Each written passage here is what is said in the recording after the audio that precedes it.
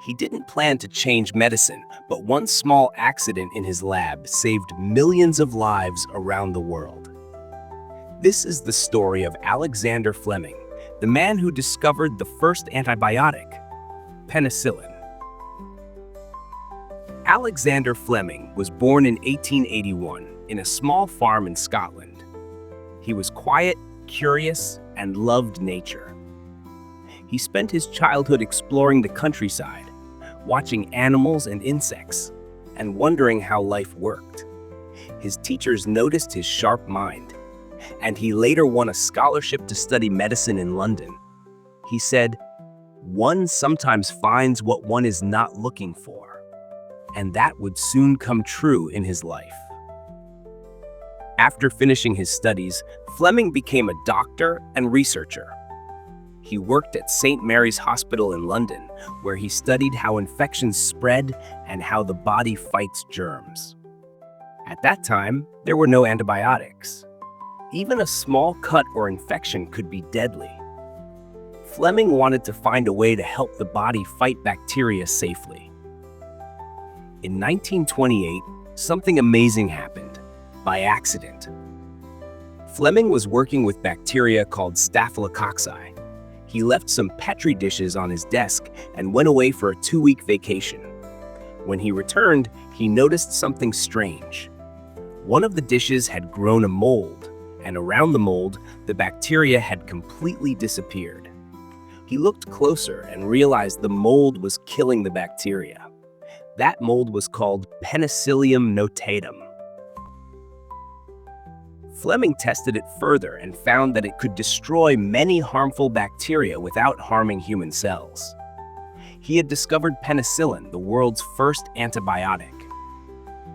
Fleming knew this was important, but he didn't have the tools or resources to turn it into a medicine.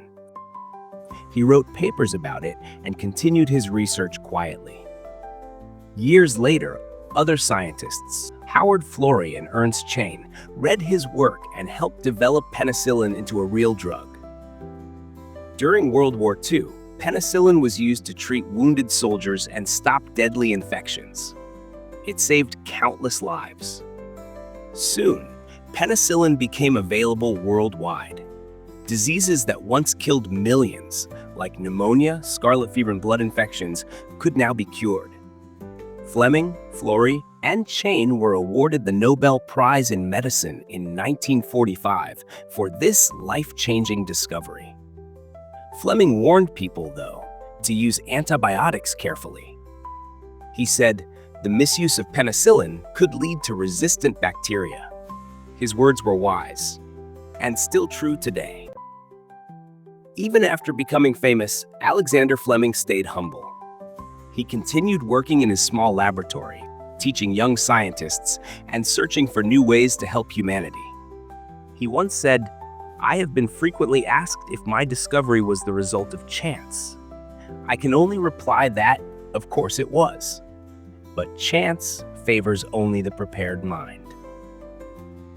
Alexander Fleming died in 1955 at the age of 73. He never became rich, but his discovery became one of the greatest in medical history. Because of him, millions of people have lived longer, healthier lives.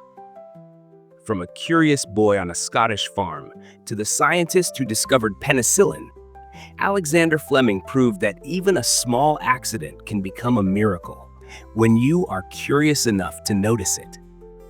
He didn't just find a medicine, he gave the world the power to heal. Thank you for listening. If this story inspired you, please like, share, and subscribe for more simple stories about people who changed the world.